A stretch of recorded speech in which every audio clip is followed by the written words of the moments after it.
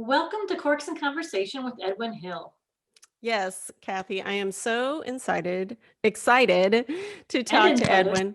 Incited, whatever. And I have to tell you, I'm going to nerd out on you a little bit, but I Googled the distance between all three of us.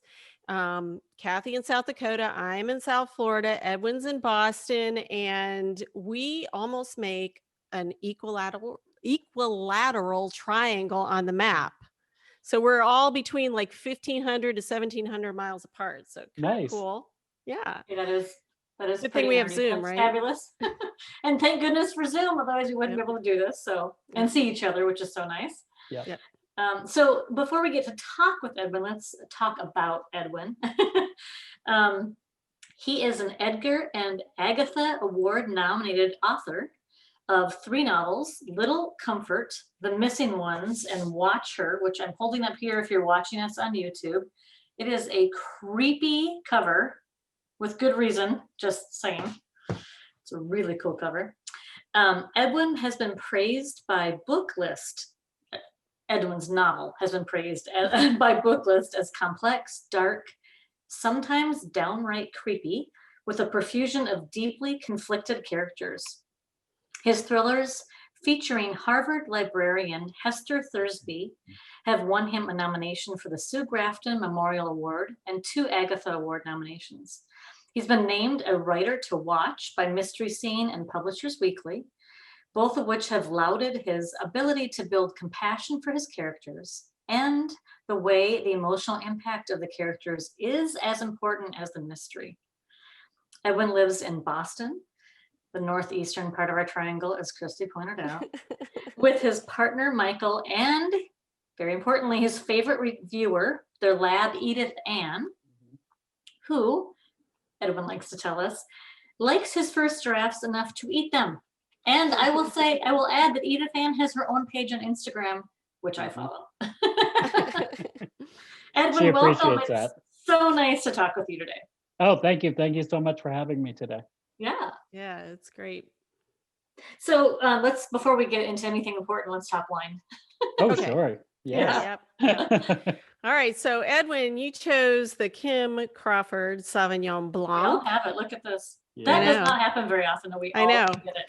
And Cathi was so excited. She was like, I have it in my fridge right now. And so we're like, this could be a coincidence. But then I did a little research and I saw that not only is Kim Crawford the top selling New Zealand wine in the United States, it's also the top selling Sauvignon Blanc in the United States. Oh, yeah. I'm not surprised. Yeah, what's good reason? Yeah.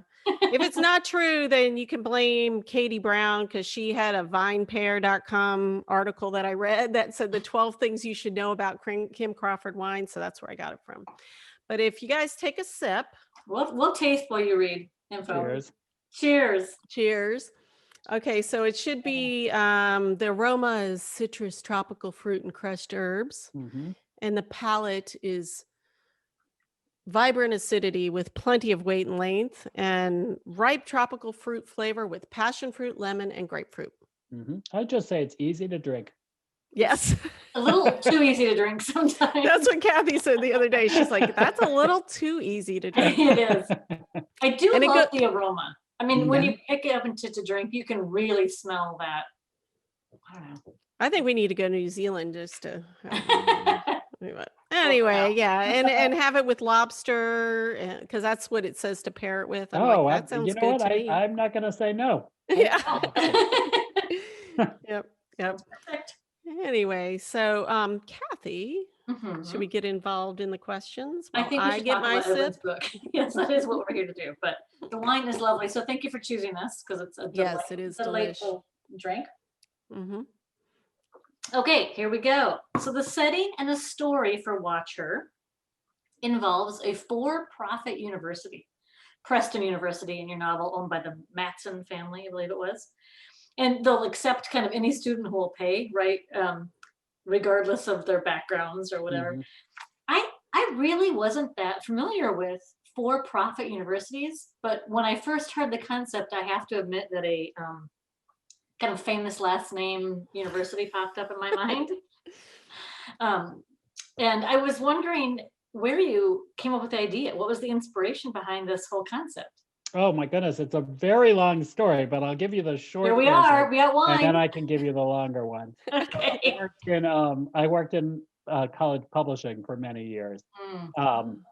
And a group of our clients are for-profit universities. Obviously, they use content just like any other university. But I was sort of fascinated by the concept of a for-profit university, and there were a lot of changes to laws about 10 years ago. So for-profit universities used to recruit people who wouldn't necessarily make good students, and there wasn't a lot of regulation around these schools. And then a lot of regulation went into place about 10 years ago, or maybe a little bit longer, don't quote me on that, that made it harder to do some of their worst practices. So a lot of the really bad ones went out of business. But I'm always fascinated by this idea of looking at an organization that is failing and like what people do when that organization is failing. And that's particularly interesting to bring to a mystery novel because, of course, people do bad things when they're under a lot of financial pressure. And so I thought that would be a really interesting thing to look at. The longer story is, so my first book is called Little Comfort. And when I wrote that first book, it was about, it had a subplot that was about a for-profit university run by a woman named Maxine Polikowski. And so when I went to start selling that book, I got a lot of really great feedback from editors who were like, "This is good, but you have too much story going on here." And so I listened to those editors. And for anyone who's an aspiring writer, I tell you, always listen to a good editor. So I listened to those editors, and I went into that novel and I excised one of the subplots, and that was the for-profit university subplot. And so what I wound up doing was just saving it in a file. And then when I went to write my third book, I was like, you know what, I'm going to revisit that story about Maxine Polikowski. And so I built the whole novel around that story. And what was that's so good is when cool. I excised the story from my first book, it made that book better because I had to expand the existing story in that book. And it also made the third book, Watch Her, better because I had to fill a whole novel with that story. So I had to really develop out the characters. Wow. That's great to know. And that is good for writers out there because all the time we hate it when we have to take something out. We're like, oh, but this was such a good story. So now we could just be like, but I'll save it for the next novel. Oh, absolutely. Never throw anything away. Right. So I also, and I'm new to the series. I'm new to the Hester Thursby series, but I love her. I love this character. I will admit, I had told you when we were talking earlier, I'm a little bit of a librarian like nerd. I really just think that I could live vicariously through research librarians. Especially at Harvard, like all the resources. I was wondering where you came up with her name, because I can't get enough of that, and B, the character herself. Sure. So Hester Thursby, for anyone who hasn't read the book, she's a research librarian at Harvard's Widener Library, which is the world's largest research library. It has something like 10 million volumes. I can't seem to get the exact number, but it's a very large number of volumes. She focuses on Americana, so she really likes movies, she likes TV shows, but she also likes things like circuses and World's Fairs and stuff like that. So she's got a really fun background as far as research goes. So where did I come up with the name? When I started my first book, Little Comfort, it was actually she wasn't even in the book. It was about two other characters who are in the book. They're the antagonists. Their names are Sam and Gabe. And like a lot of people, my first book took a really long time to write and get published. And so after I'd been working on it for about a year or two, I realized that writing a story about the antagonist wasn't working for me. That works for other people, but it wasn't working for me. So I thought I needed to come up with a protagonist to sort of drive the story. And I hate to tell you, this is how my entire thought process around how Hester came about is that I was writing about two guys and I was like, I don't want to write a book about three men, so I'm going to make her a woman. That was it. That was like my decision process. So then I had to start adding in like other details about her character. And one of the things was her name. And so I didn't really know a lot about her at first, but I did know that she was 36 and I knew that she had a child that she was responsible for that wasn't hers. And so I always name characters very, very quickly. And sometimes the name sticks, sometimes they don't stick. So that day I was like, well, she's a woman with a child. So I'm going to name her Hester, and I'm going to name the child Pearl, after the characters in the Scarlet Letter. And Oh the my next day gosh. I woke up and I thought, that is so pretentious. I hated that instantly. And so, but I was like, I kind of like the name Hester. So I left Hester, but I changed the little kid's name to Kate. So now it's Hester and Kate. And Kate Mhm. is a recurring character in the whole series. So now I have Hester and Kate. And for a while, when I worked on this novel for a long time. For a while, the novel was going to be more comedic. It's the first novel. These are not comedic novels. They're dark. But for a while, I wanted it to be a funnier mystery. And Hester loves movies. Like I said, she's an Americana expert. Um, she loves movies, and in the first book, she loved romantic comedies, and Mm. so I named her Hester Thursby because the original title of that first novel was His Girl Thursby, a play on His Girl Friday. But when the novel wound up taking a darker turn, the title didn't work anymore, but the name stuck. Oh, I love that. Mhm. So Oh, how did well. she become a librarian? That's another Yes. like you just got. So again, you go through this whole series of you call them what ifs. You're like, what if the character did this? What if the character did that? So when I came up with Hester as a character, I knew she had to have a job. And so I went through a bunch of different jobs. When the novel was going to be more comedic, for a while she ran a donut shop, uh, whatever. And then Not the then best she was gonna idea. be, then she was going to be a psychologist. But then I thought to myself, there are a lot of novels, there are a lot of mystery series out there already that do psychology, and they do it really well. And I was like, I'm probably not going to do it as well as those authors do. So then one day I lived in Somerville at the time, which for people who aren't from this area, Somerville runs right alongside Cambridge. And so I was walking, and I lived right near the Harvard campus. So I was walking through the Harvard yard one day, and Widener just kind of showed up in front of me. Widener's this enormous building. It holds 10 million volumes, and it's a beautiful building. And I thought, librarian. You know what? Librarians, they are smart.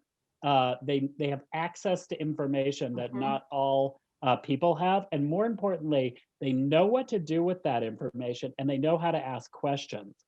And so I thought that would be I did know I wanted Hester to be an amateur sleuth. So I thought, that'd be a really good profession to give her. Oh, And she works in a huge library, so there are all sorts of opportunities for her to mhm. meet people in her day-to-day life. Mm. Love her. Well, that's perfect, and that kind of leads into Mhm. the question that I was going to ask. So you obviously you've said that you've spent a lot of time working on this. How did you transition? I know you had many jobs beforehand, and so how did you transition into being a writer and being published? And just we always are fascinated by the journey. Oh, sure. I mean, so again, my first book took a long time. I'll just tell you, so I wrote another book. I wrote another book about 20 years ago, and I was in an MFA program at the time. I graduated. I I queried agents, and I got an agent for that book, and it was a big fancy agent in New York. I really thought I had arrived, and we shopped it around New York. This was around 2003 or so, and it didn't sell, and it was a total bummer. And I was like, you know what, I'm totally out of money. I've just gone through grad school, and I need to start focusing in on something that's going to make me some money. So I was like, I'm not going to write anymore. I can't do this anymore. So I stopped writing for a little while, and I started focusing on my career. I got a job in college publishing, as I mentioned, and it was a really interesting field at the time. It was very, I had a lot of success, and I would every now and then I'd start thinking about writing and stories that I might want to tell, but I was always like, the ship has sailed. I'm not going to do that. So then, I don't know if you guys remember the Clark Rockefeller case that happened. I think it was around 2008. It happened here in Boston, but it did become a national story. So Clark Rockefeller was this guy who pretended to be a member of the Rockefeller clan. Oh yeah. Mhm. And he married a very wealthy woman. They lived on Beacon Hill. For anyone who doesn't know Boston, Beacon Hill is a very historical and very Tony part of town. So they lived on Beacon Hill. They had a child. And then all of a sudden his story started to unravel. And he went on the run with his daughter. And that's when the story became a national story. And they caught him. And it turned out that, of course, he was not a member of the Rockefeller clan. He was a German national. He had moved to the United States maybe 10 or 20 years earlier. And he had gone around the United States sort of impersonating people. And they connected to him. After they caught him, they connected him to the murder of this couple in California. And like any good mystery author, I saw that story and I thought, that would make a really good story. And so all of a sudden my creative juices started flowing again. At the same time, I read a book by Kate Atkinson, who's an author I really admire. It's called Case Histories. She writes this series called the Jackson Brody series. And I read that book and I thought that she was doing with that series exactly what I was trying to do with my original book that didn't sell, which was to write a character-driven mystery novel. Like character always first, plot always dependent on character. And so I thought, well, Kate Atkinson did that. And I have this awesome story that just happened here in Boston. Surely I can write a novel. So I sat down at my computer and I wrote this scene. It was like maybe 3 pages long. And it was about this guy. I didn't even know his name. He was leaving Boston because he had done something to someone. He was sitting in a bar and he was contemplating leaving town. I wrote the scene and I thought, that's great. And then I kind of closed my computer. I put my computer away. And then for about 2 years, like I would open my computer up every now and then. I'd move a sentence around. I'd be like, that's great. And then I'd close the computer again. So what I'm telling you is it was kind of a long process. But I will tell you, I did get something really lucky happen. I got a new job in 2010. And part of the new job was I negotiated a month off between my old job and my new job. So I worked at Houghton Mifflin and I was moving over to Macmillan. And I said to myself, you know what, it's now or never, because you're not going to have another like full month off like this. So I sort of did my own, for anyone who doesn't, I did my own version of NaNoWriMo, which is the national novel. NaNoWriMo usually happens in November, but this was October. So I just had to do it by myself. But I made myself get up every day. I made myself make do a word limit every day. And at the end of that month, I had a really terrible first draft of a novel. And I worked on it from there. Wow. Yeah. They're always terrible in the beginning, but oh, they're terrible. They're always terrible. Oh, you're making me feel so good because I'm on a long road still, and it feels like it's been maybe too long sometimes. I wonder. I know, I echo your love of Kate Atkinson and case studies. I remember finishing that, and I just thought, I could never do that. Oh, it's such an amazing book. It's so intricate and yet so character driven. It's just really, and the whole series is really good for anyone. Yeah, so good. Yep. Okay, let's have a drink because that was an awesome story. And Christie's telling me it's time for what we call, Edwin, the question in the bottle. Maybe it's a kind of question that you would get towards the end of a bottle if you were sharing with somebody. Let's do it. Or yourself, whatever. It's a pandemic, whatever. Yep. No judgment here. All right. Oh, this is a good one. Oh, okay. So if you couldn't be convicted of any one type of crime, what criminal charge would you like to be immune to? Oh my God, overeating. That's not a criminal charge. That's such a great thing to hear right now at the end of this year. That's awesome. But maybe we can adjust it. It's like you just won't gain weight no matter what. How's that? That's the whole genie in the bottle thing. It's like, what could I wish for?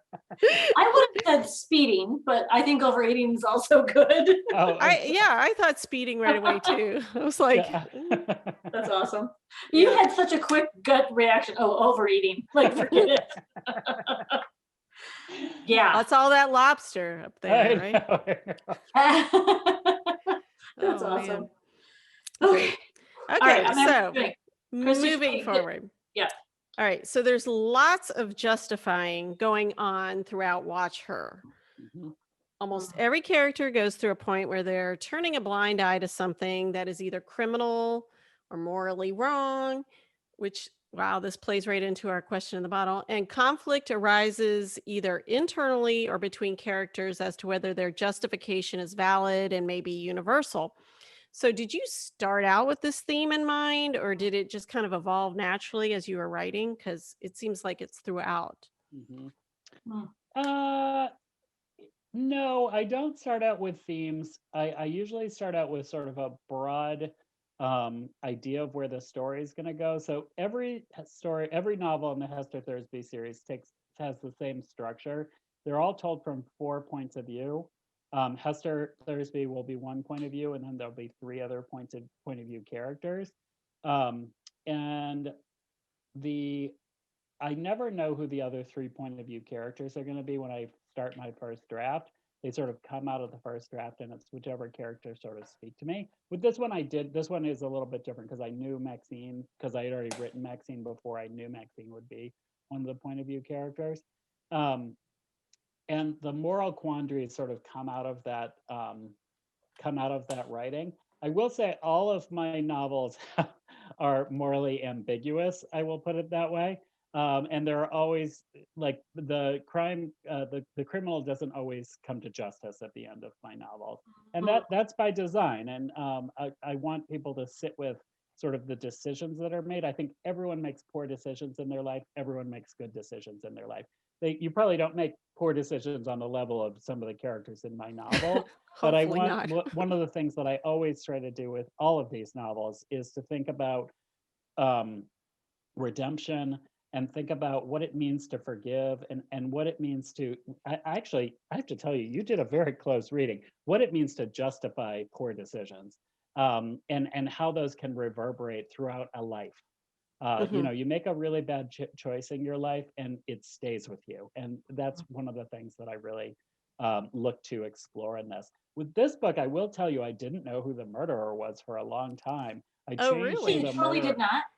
No, I didn't. I changed who the murderer was a lot, which is not like me. Normally, I have a good sense of who the murderer is, but in this one, and by the end, um, I don't want to give too much away, but by the end of this book, you actually put it really well. No one survives this book unscathed. I No. mean, Hmm. even the best, even the characters that you are really aligned with have made poor decisions at the end of this Mm. book. And for Hmm. me, I think that's really interesting because again, everyone makes bad decisions, and it's sort of how you engage with those bad decisions as a human being that makes you a successful or an unsuccessful, successful or unsuccessful with the rest of your life.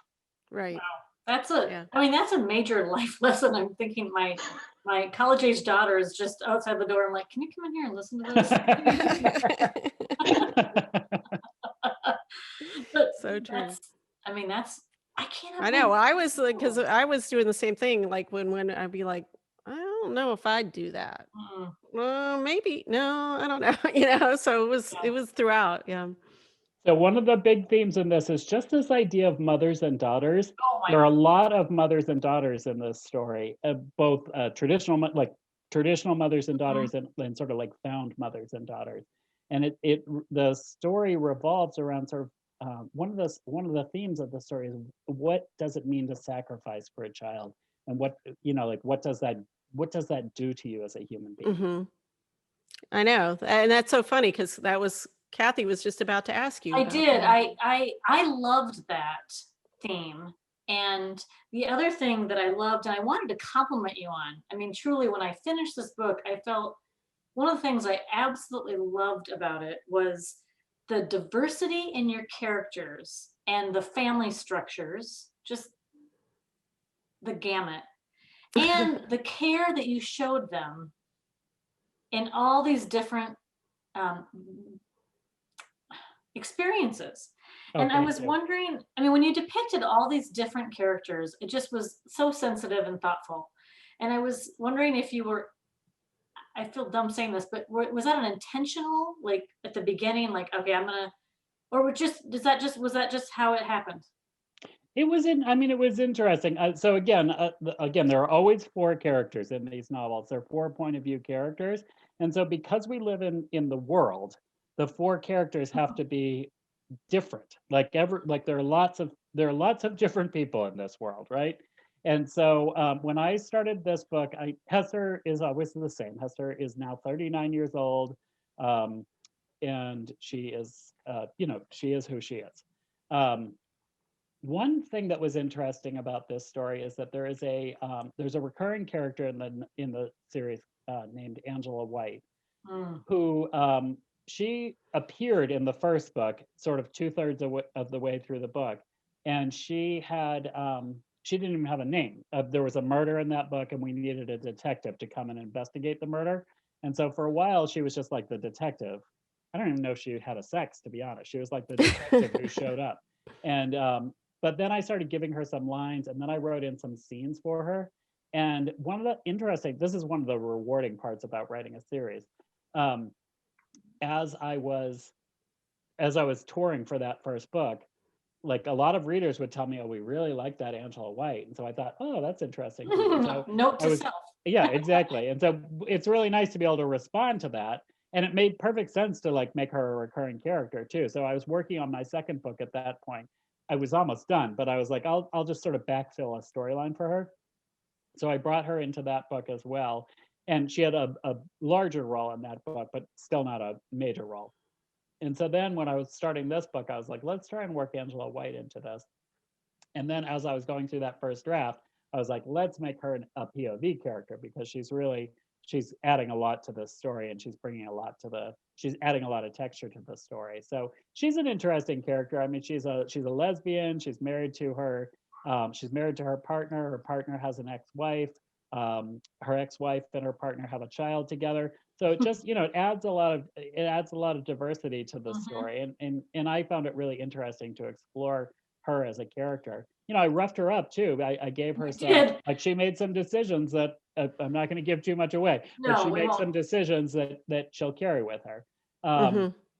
And then And Maxine ironically, her was partner's name is Carrie, I believe, isn't it? yes, Carrie is her, yes, Literally Carrie.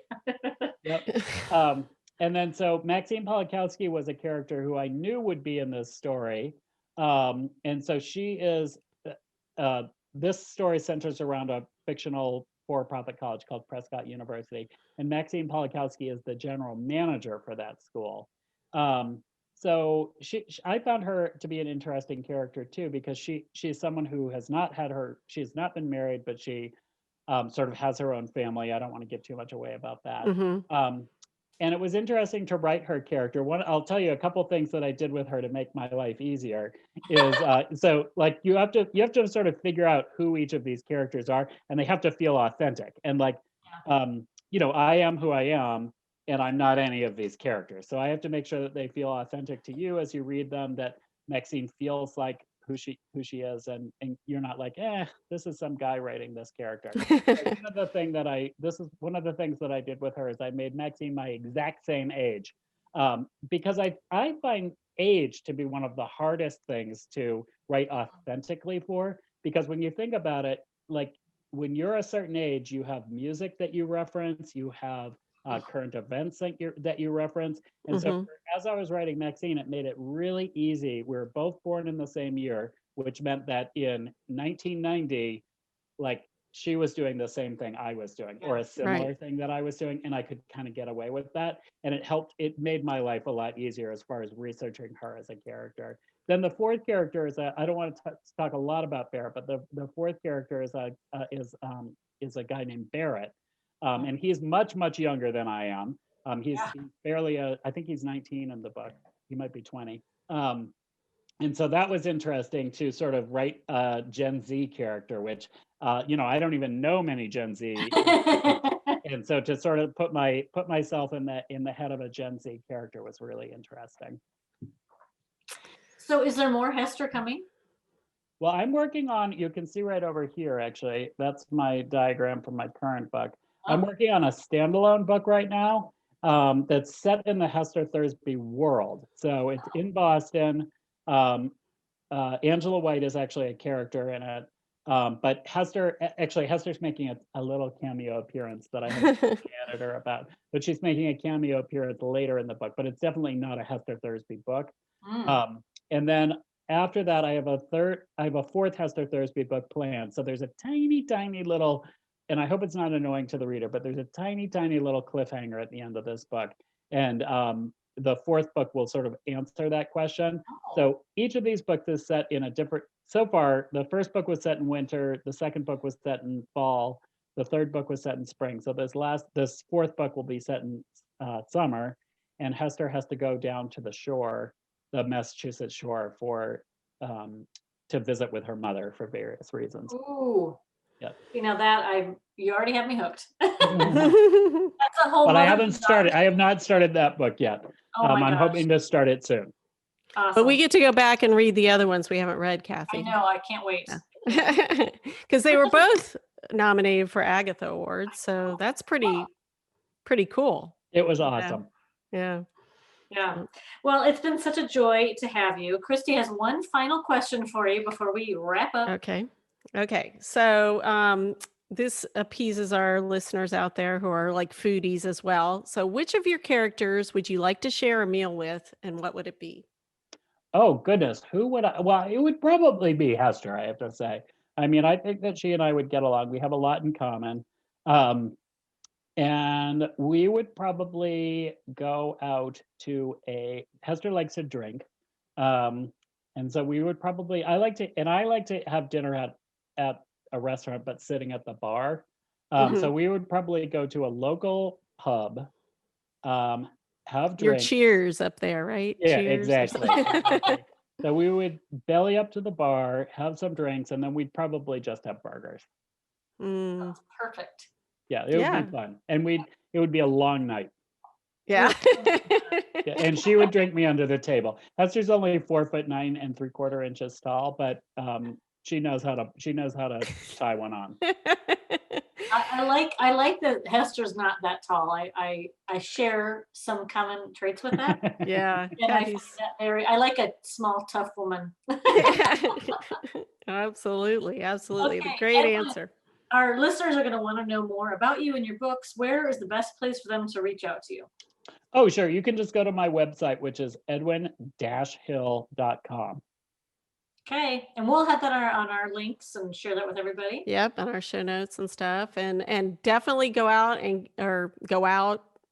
if you can't go out, go on the computer and watch her, and might as well get the 2 preceding novels because they're really good too. And this cover, Edwin's so good. yeah. Oh, the cover! Yeah. I love what the publisher does the covers, but they did a great job with that. You know, it's funny. I looked at the cover a few times as I was reading it, and it got more meaningful as I got through the book, which I can't say that happens that often with a cover. I have to say my publisher does a terrific job with covers. They're always beautiful. Very impressed. Well, thank you for joining us today. Thank you so much. So I guess all we have left is cheers. Cheers. Thank you so much, you guys. Thank you.